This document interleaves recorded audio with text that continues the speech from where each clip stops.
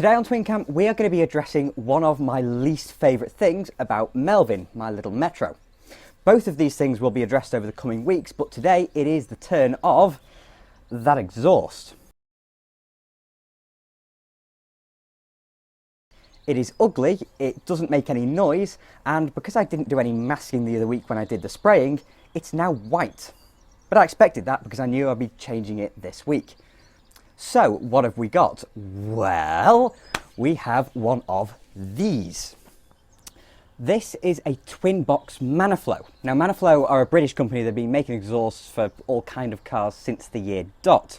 And I'd been wanting an exhaust for Melvin for, well, basically since I got the car 4 years ago, but I was always turned away slightly by just the whole custom exhaust thing, which is they're usually loud, a bit antisocial and absolutely horrific to daily drive with. But I waited until a friend got this same exhaust on their car and they said it's perfectly manageable, and I've had some videos and it sounds awesome. So that's what I have here. It is two box, so it's a little bit quieter than a single box one, which would just be a little bit antisocial. It has a nice shiny tip, mine's out of the gutter, and it also has down here a catalyst replacement pipe if you hate the planet. I don't hate the planet, but Melvin doesn't have a catalyst anyway, so this is kind of necessary. This is what's known as a catback exhaust, so it starts here, goes through the cat replacement pipe or the catalyst if you're leaving it there, or if like me you don't have one, and then it goes through this pipe, and then it goes finally to this back box with, as I said, the shiny tip on the end. This is going to look 1,000 times better than the original exhaust Melvin has. It's going to sound 1,000,000 times better than the original exhaust Melvin had, and because it's actually made out of stainless steel, it should last a lot longer than a standard Metro exhaust, hopefully forever, although probably not, knowing me. So as long as that doesn't fall over, we'll get this fitted. I'm not going to fit it myself because frankly I don't want the aggro of crawling about underneath that car in the garage, so I'm giving it to someone else to make it their issue.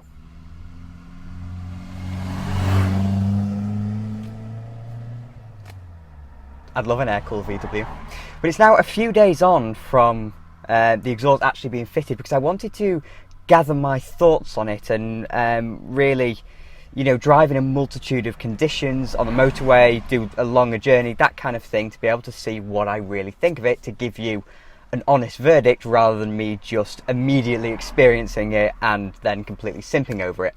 So I didn't install the exhaust myself because, well, partially because I actually didn't want to fit it myself. I didn't want to be crawling about on the garage floor wrestling with an exhaust, and second of all because usually these parts never actually go on easily, and indeed with this car it didn't. The flange that goes onto the front pipe, the original Rover factory front pipe, the flange is completely wrong on the exhaust. And that's not Maniflow's fault, that's because Rover actually changed the flange at some point. But this is the kind of thing that happens if you sell a part that is meant to fit a car.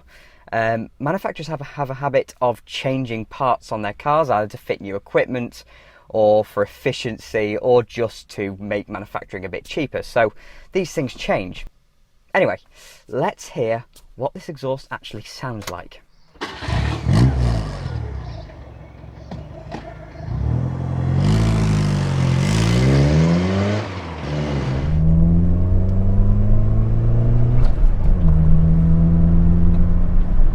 Now I've got this driver's window down so you can maybe hear a little bit better. The passenger window down sounds better, but you're attached to it, so there you go.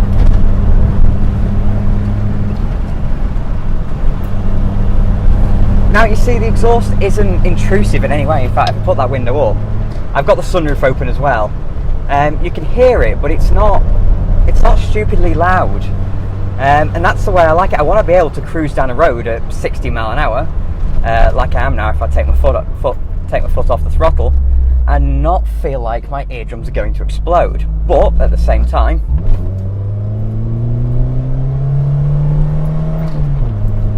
valves dancing upon the bonnet.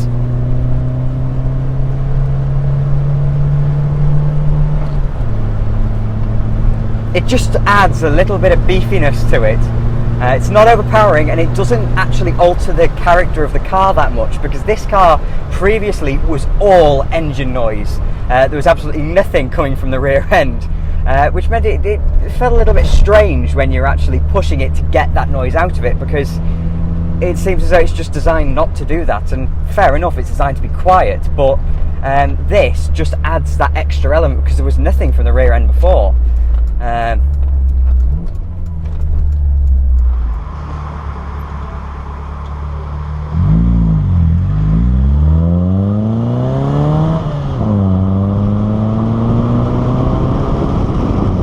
It actually sounds better at low revs, because once you get into, at low revs it burbles.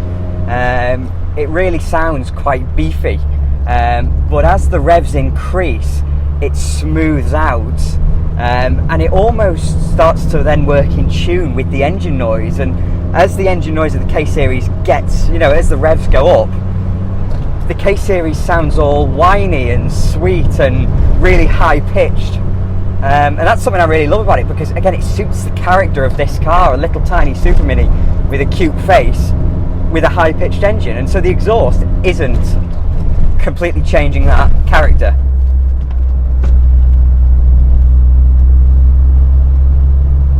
It just adds to it. Now I've got no idea how well you're going to be hearing this exhaust, no clue. I'm not an expert on audio by any stretch of the imagination, and the internal recording is either going to be from that camera or from this little lapel mic I've got on. So how it turns out, I've got no idea. You lot may never know just how fantastic this exhaust sounds. Oh.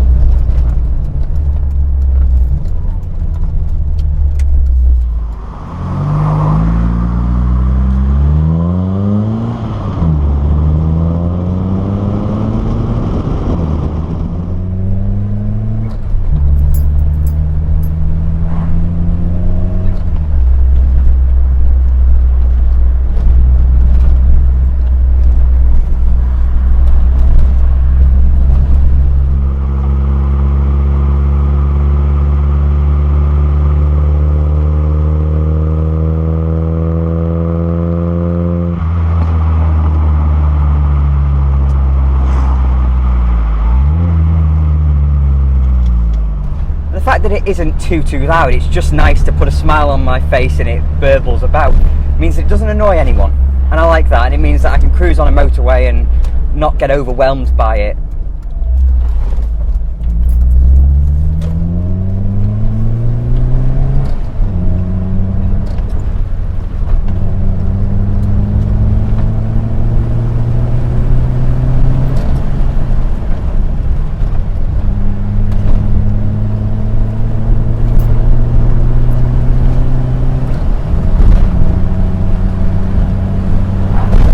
This car loves to be hustled.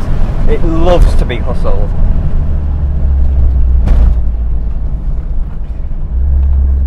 And then there's always somebody doing a 25 in a 60. Of course there is. But no, the fact that this exhaust could just quieten down is exactly what I wanted. It's why I didn't buy one of these exhausts for so long, because I was scared of it being a bit over the top and it being really drony on a motorway, but this just isn't. I'm now, as I say, going along at 25 mile an hour, and you can't hear it. You might be able to hear it burbling just ever so slightly. When I change down to 30, you can just hear it come up that little bit again, but it never overwhelms. It never overwhelms, and it never takes away from the engine noise. It's just the perfect volume.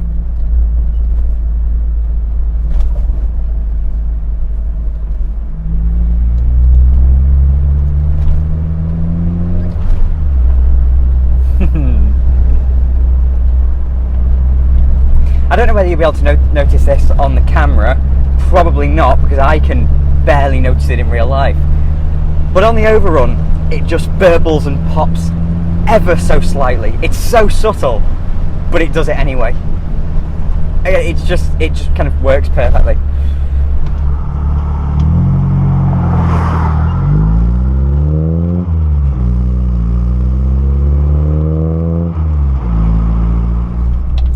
Just as importantly for me, it looks great as well, because I always hated the way that original exhaust looked I just thought it was ugly and it stuck out far too much, partially because of the three-piece rear bumper of Melvin, but it just didn't look good at all. So this new exhaust looks perfect. I'm going to raise it up ever so slightly because it's a little bit low at the moment, so I'm going to raise it up a bit.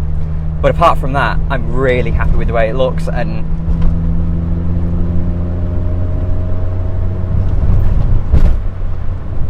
it sounds great. It sounds brilliant.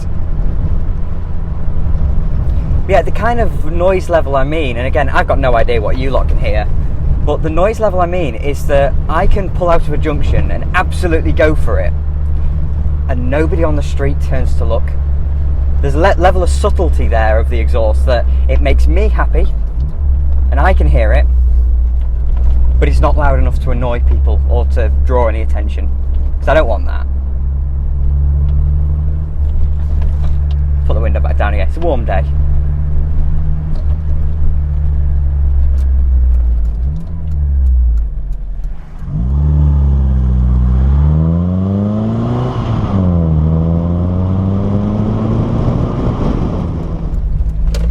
One more little blast.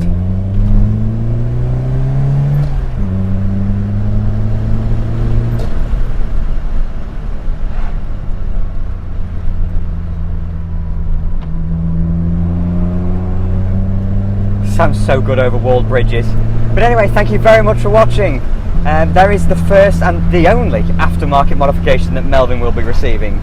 So if you enjoyed the video, then please do click like and subscribe to Twincam as well. If you'd like to support me on Patreon, then please do follow the link in the description, and I'll have more videos coming along soon.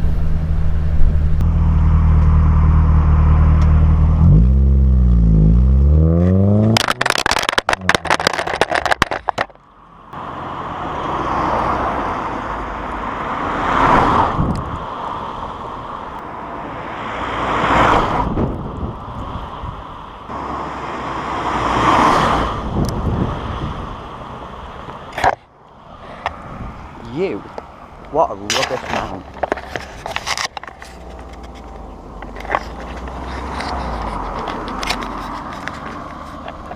You are utterly shite.